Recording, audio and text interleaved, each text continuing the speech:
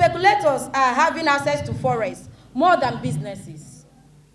With this policy, speculators, illegitimate businesses, and other such people who should not ordinarily have access to forests will no longer have them.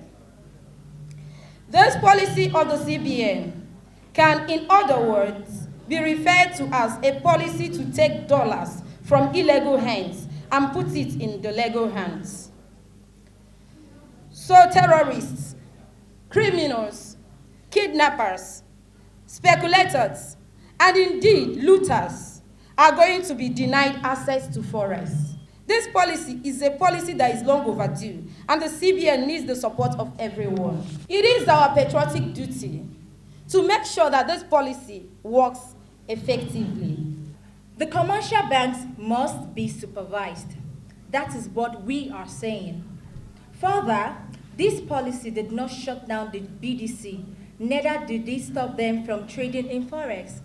I repeat, this policy did not shut down the BDC, neither did it stop them from trading in forex. Rather, it stopped them from further getting forex from the central bank because they have over the years used and misused the gesture extended to them.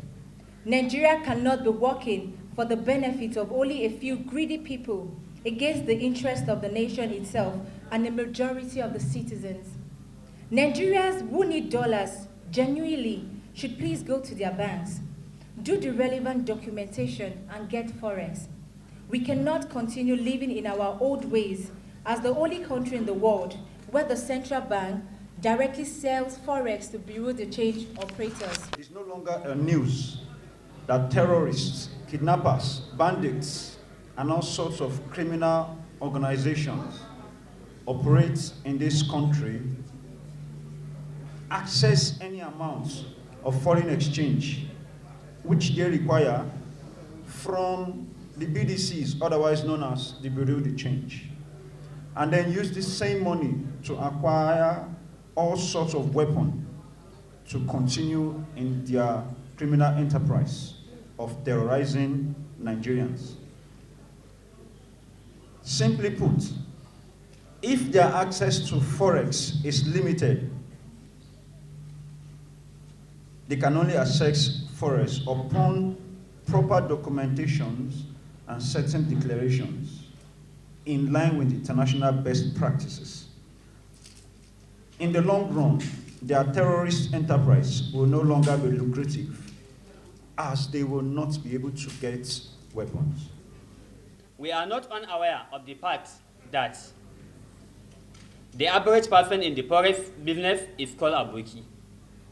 This is both an acknowledgement and acceptance of the dominance of the northerners in this line of business. Hence, any policy in a segment of the economy like this will ultimately look like ethnic targeting of the people involved.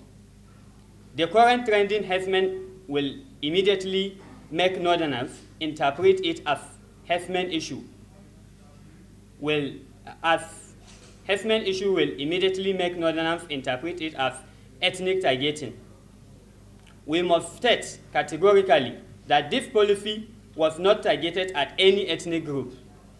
President Muhammad Buhari is still from the north and will not allow any appointee in his cabinet to target the north for any purpose.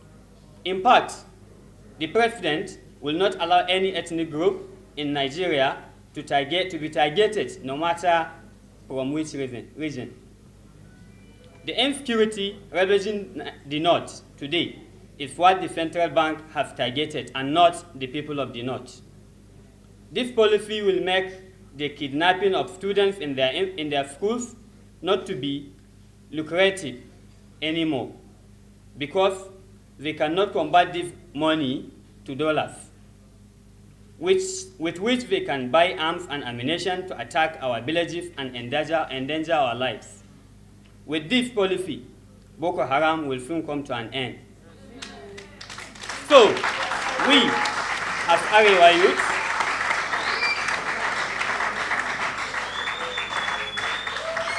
as Arewa youth, give our total and unalloyed support to the CBN for this policy. We can only call on the Apex Bank to ensure a full implementation of this policy, notwithstanding the initial challenges by way of the slip in the value of the naira, as this is only temporary, and indeed expected. We will campaign to our people to support government on this. We will take the advocacy to the villages and hamlets, and we will enlist the traditional institutions to assist us in doing this. The Apex Bank accused the BDC operators of illegal and illegitimate transactions, warranting this decision. These operators were making excessive profits from the allocation they get weekly from the CBN, and this was to the detriment of the Nigerian people. Moreover, they have turned themselves to agents that facilitate graft and corruption in Nigeria, and CBN would not be expected to tolerate this anymore. It will interest us to know that a few owners registered and promoted multiple BDCs, not because they needed expansion of their businesses, but because they took benefit of the weekly $20,000, which means every week each of these BDCs get $20,000 from the CBN. That is allocation to each of the research BDCs. Hence, these operators assess the allocation through multiple companies and used names to aid and launder money. It must be accepted that this ban on sale of dollars to the BDCs has necessitated by the dubious and unwholesome practices, adding that the operators have gone beyond their primary role of being retail dealers of forex to wholesale dealers.